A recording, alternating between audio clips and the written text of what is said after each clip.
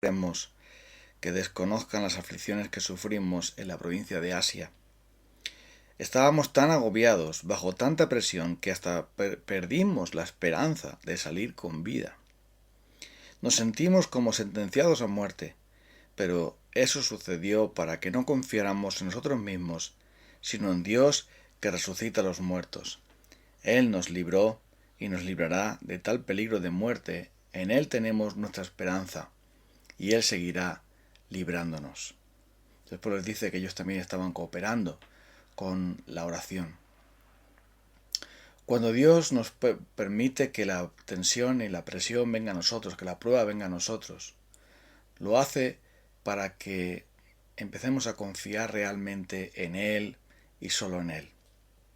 Somos los seres humanos, por nuestro corazón pecaminoso, dados a confiar en nosotros mismos, en nuestros recursos, en nuestra sabiduría, en nuestras provisiones, en nuestras cosas. Somos dados a pensar que en este mundo la satisfacción la podemos tener en la seguridad que nos proporciona tener cosas. Y estamos acostumbrados a hacer planes y ejecutarlos sin que nada ni nadie lo estorbe.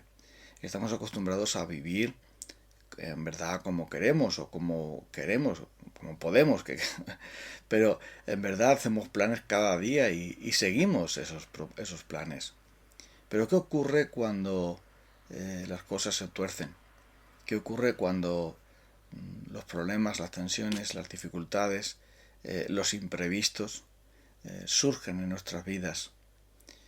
¿Dónde está Dios en todo eso? Bueno, el apóstol Pablo dice que en su viaje ministerial tuvieron tal prueba que incluso perdieron la esperanza de preservar la vida. Por si fuera poco, todas las dificultades que Pablo atravesó, y el Nuevo Testamento nos explica muy bien tantas injusticias y maldades que le hicieron a él. No solamente los de fuera de la iglesia, sino también dentro de la iglesia. Y aún así, el apóstol Pablo seguía hacia adelante. ¿Y por qué? ¿Por qué seguía hacia adelante y no desistía, pese a todas las dificultades? Pues porque él entendía que hay un propósito de Dios en todo lo que pasa, en todo lo que nos pasa.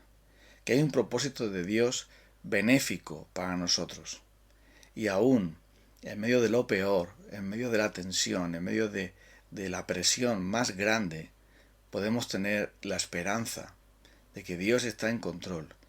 Y podemos tener la confianza de que es en Él en quien tenemos que descansar por completo. Cuando las cosas sustituyen a Dios, cuando las personas sustituyen a Dios, cuando la comodidad personal y la seguridad personal y los propósitos personales sustituyen a Dios, entonces es cuando tiene que intervenir Él para rescatarnos. ¿Y cómo lo hace? Bueno, pues enviando aflicciones. No queremos decir con esto que Pablo estuviera en esa situación, pero Pablo tenía que aprender también, como todos nosotros, que nuestra esperanza está solamente en Dios, que no está en nuestra fuerza, no está en nuestro propósito, ni tan siquiera en que estemos haciendo lo que Dios quiere, sino solo en Él. Por eso dice ahí, Él nos libró y nos librará de tal peligro de muerte, y tenemos puesto en Él toda nuestra esperanza. Tenemos puesto en Él nuestra confianza. ¿En quién estamos confiando nosotros? Porque si estamos confiando demasiado o estamos confiando realmente en algo o en alguien que no es Dios, la cosa no va bien. Por eso es que nuestro Señor nos advierte aquí. El apóstol Pablo vivía muy agobiado también, aunque sobreabundaba de gozo, pero él dice que la preocupación por todas las iglesias también le agobiaba. Las dificultades que él tenía que atravesar eran muy grandes, pero Pablo sabía en quién había creído, sabía dónde estaba su corazón, sabía dónde estaba su protección, su seguridad en esta vida. Y eso marcó todo su devenir, todo su propósito en este mundo. Nuestro Señor nos ha llamado a confiar únicamente en Él. Y aunque estemos haciendo su voluntad, tenemos que esperar siempre que ocurran imprevistos, que ocurran dificultades, ocurran problemas. Eso tenemos que esperarlo siempre porque forma parte del carácter que está forjando el Espíritu de Dios en nosotros por medio del Evangelio. Forma parte también de su propósito de quitar de nosotros la escoria, es decir, lo que no sirve, lo que es inútil, y a que nos podamos centrar únicamente en Él, quien es quien nos da la vida, quien nos salvó, quien nos lleva. Y es por esto que dice aquí que no confiáramos en nosotros mismos. Todo aquello sucedió así. Teníamos, humanamente hablando, sentencia de muerte. Humanamente hablando, no había ninguna manera de poder escapar. Pero Dios hizo ese gran milagro.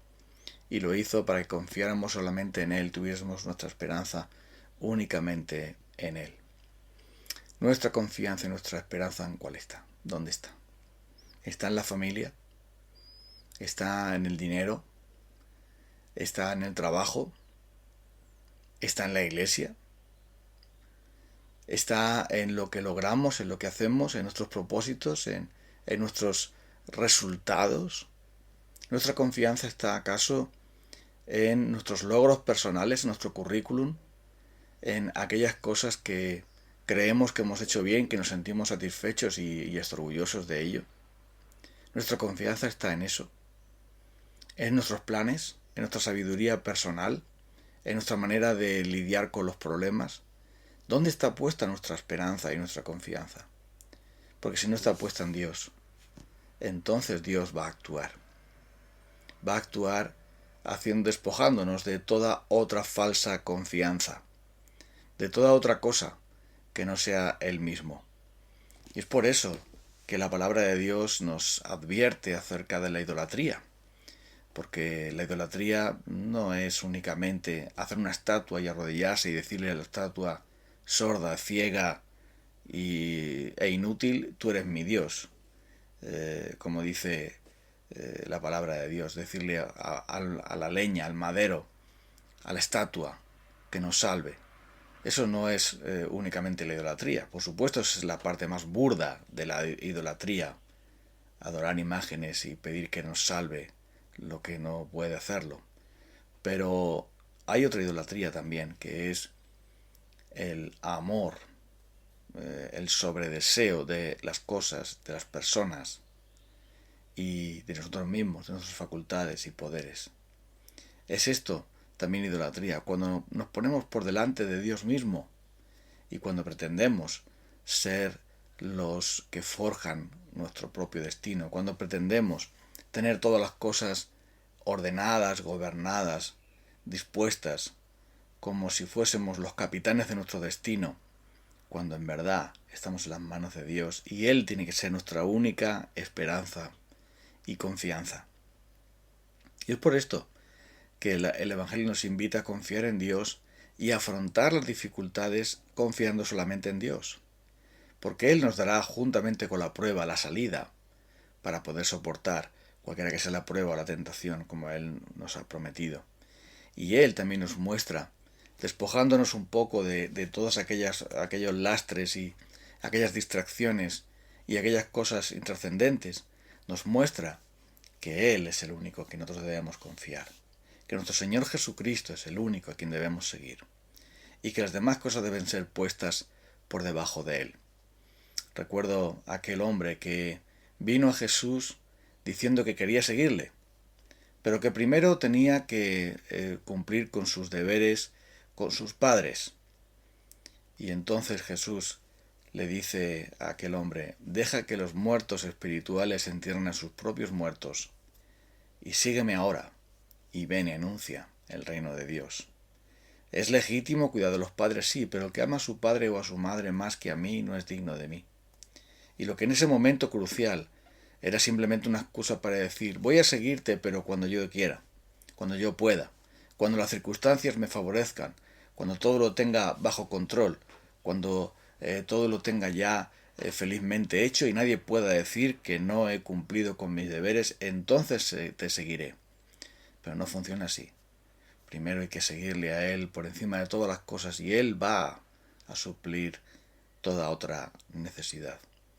Entonces, nuestro Señor nos invita a afrontar las dificultades como de la mano de Dios para acercarnos a Él. y para confiar por completo en Él, porque solo en Él tenemos esperanza y salvación.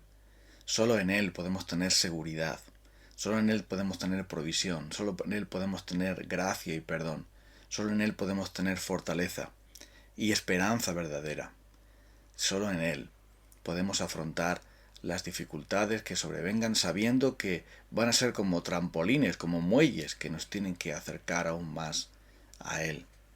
Y por eso el apóstol Pablo dice que habiendo sido consolados con esa consolación que les sobrevino en aquella prueba, cuando el Señor los consoló en su sufrimiento y les dio esperanza y fortaleza, todo eso vino para que Él pudiera compartir con otros también ese consuelo y fortaleza extraordinaria que solo viene de la mano de Cristo cuando nos pone y estamos bajo esa presión.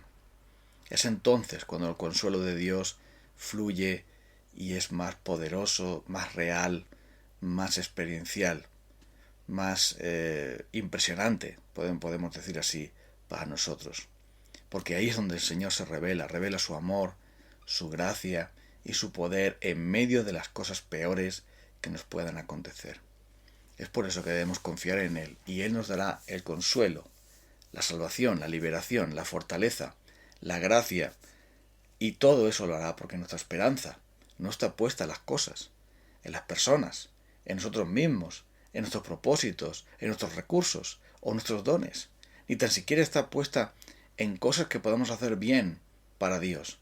Nuestra confianza está única y exclusivamente puesta en Dios, que dice aquí, que resucita a los muertos, el Dios que hace milagros, el Dios que salva, el Dios de gracia, que se ha manifestado en la persona gloriosa, perfecta de nuestro Señor y Salvador, Cristo Jesús. A Él vamos a venir ahora, en oración, para pedirle que nos ayude a despojar nuestra fe de todas aquellas cosas que no sirven y a ponerla únicamente en Él, quien es el autor y consumador de nuestra fe. Vengamos al Señor humildemente, vengamos juntos a orar.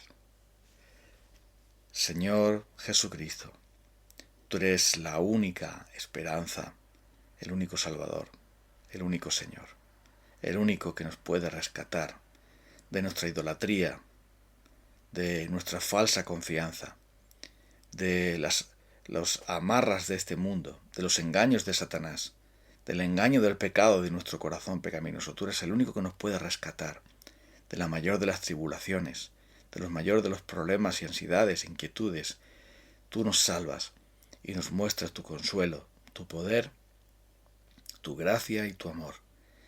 Por eso eres nuestra esperanza y confianza.